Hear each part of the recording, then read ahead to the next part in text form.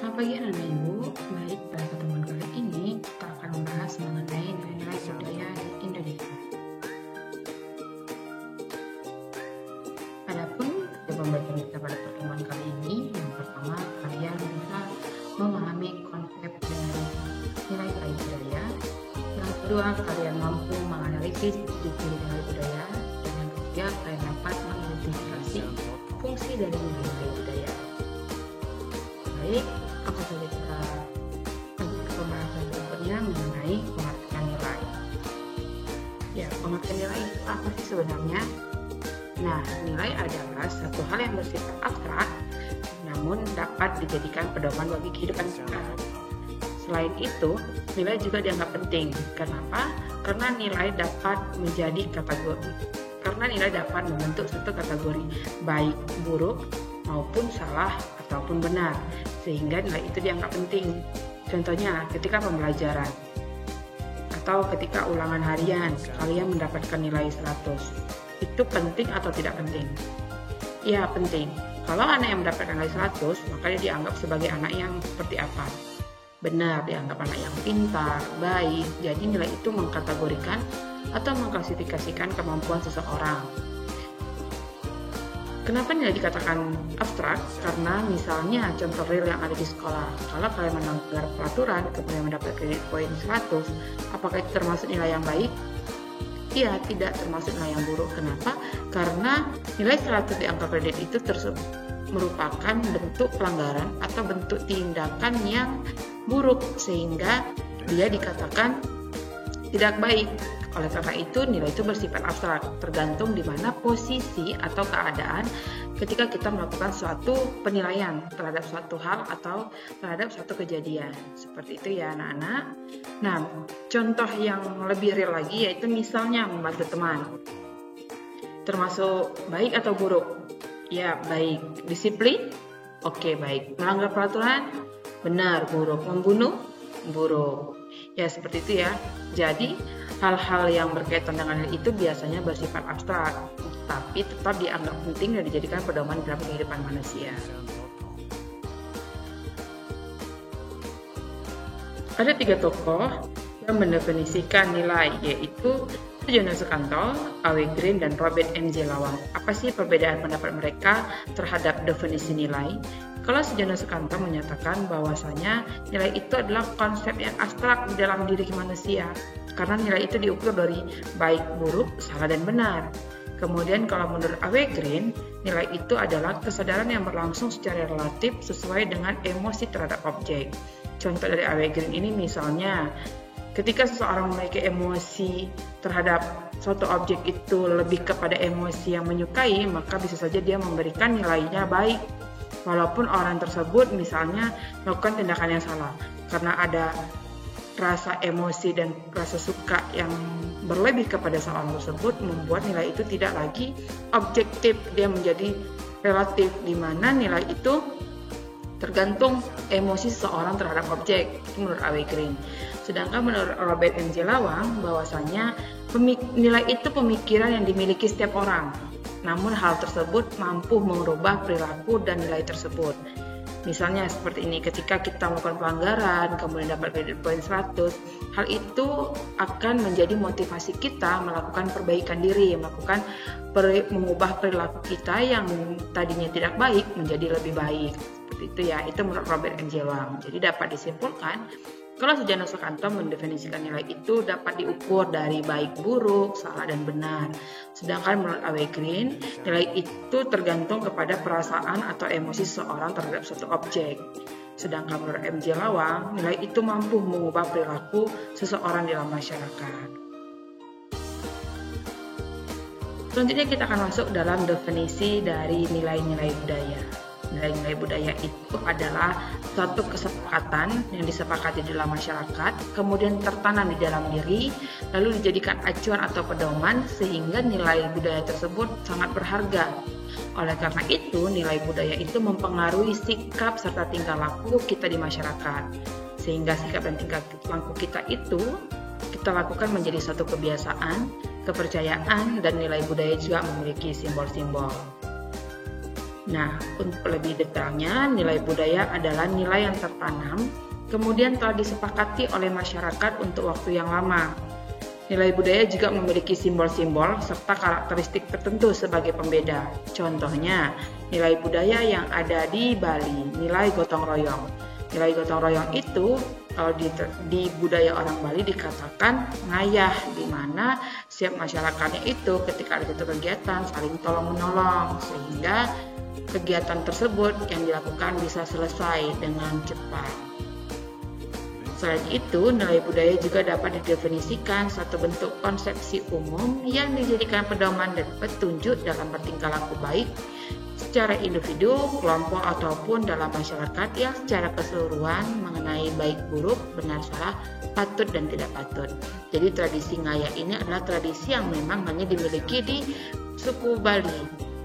Sedangkan kalau di suku lainnya, mereka memiliki tradisi yang mungkin sama gotong royong, namun memiliki istilah yang berbeda dan memiliki karakteristik yang menunjukkan bahwasanya ini adalah budaya Bali, ini adalah misalnya budaya Sumatera Barat, budaya Kalimantan. Jadi setiap nilai budaya itu memiliki simbol dan karakteristik serta ciri khas sendiri, menentukan bahwasanya nilai budaya itu adalah milik satu suku, bukan milik suku yang lainnya. Seperti itu ya anak-anak ibu.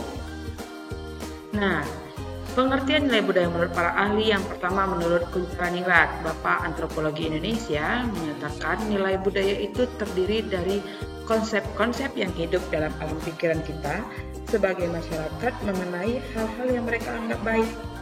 Jadi hal-hal yang di masyarakat dianggap amat baik, maka itu akan menjadi suatu nilai budaya yang dipertahankan dan disepakati serta dijadikan acuan dalam kehidupan.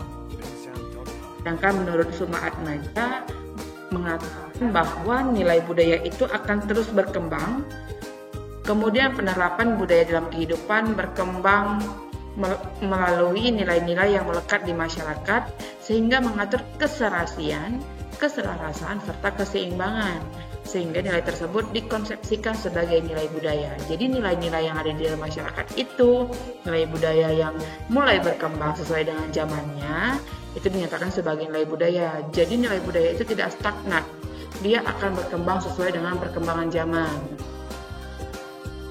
Sedangkan menurut Rukon, nilai budaya merupakan konsepsi umum yang terorganisasi atau terstruktur sehingga mempengaruhi perilaku yang berhubungan dengan alam, manusia, dan tentang sesuatu yang diinginkan atau tidak diinginkan.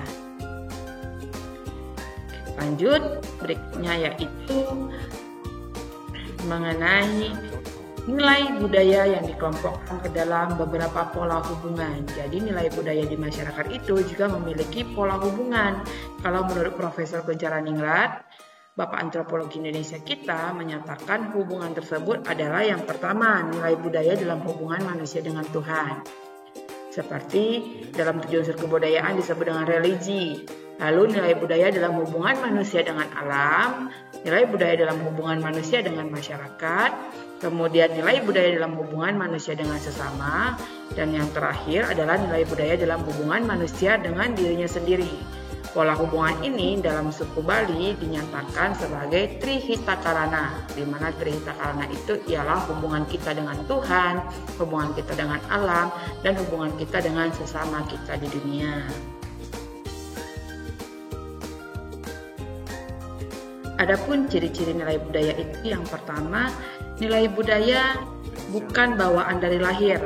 Ingat ya, jadi nilai budaya itu kita dapat ketika kita lahir ke dunia, kemudian berinteraksi dengan masyarakat, bersatu dalam satu kelompok masyarakat yang dinyatakan sebagai satu suku budaya, sehingga kita mendapatkannya itu di dalam masyarakat, bukan dibawa dari lahir. Kemudian nilai budaya dapat diwariskan dari satu orang lain, bahkan dapat diwariskan dari satu generasi ke generasi berikut. Lalu nilai budaya memiliki simbol yang dijadikan ciri khas suatu budaya, tadi sudah Ibu jelaskan di awal. Kemudian ciri nilai budaya yang lainnya yaitu nilai budaya bersifat dinamis, sehingga akan terus berubah sesuai perkembangan zaman. Nah, definisi nilai budaya ini sesuai dengan yang dinyatakan oleh Suma Atmaja, di mana nilai budaya itu akan terus berkembang sesuai dengan perkembangan zaman. Nilai budaya juga bersifat selektif dan mempresentasikan perilaku manusia secara terbatas. Itu juga termasuk adalah nilai budaya. Yang berikutnya, berbagai unsur kebudayaan saling berkaitan dengan nilai budaya. Jadi unsur-unsur kebudayaan, misalnya saja unsur religi, terdapat di sana nilai-nilai moral, kemudian nilai religius, lalu misalnya unsur kebudayaan dari segi sistem kekerabatan. Di sana terdapat nilai kebersamaan, nilai gotong royong, seperti itu ya. Jadi unsur-unsur kebudayaan itu pasti berkaitan dengan nilai-nilai budaya. Itu menjadi ciri dari nilai budaya.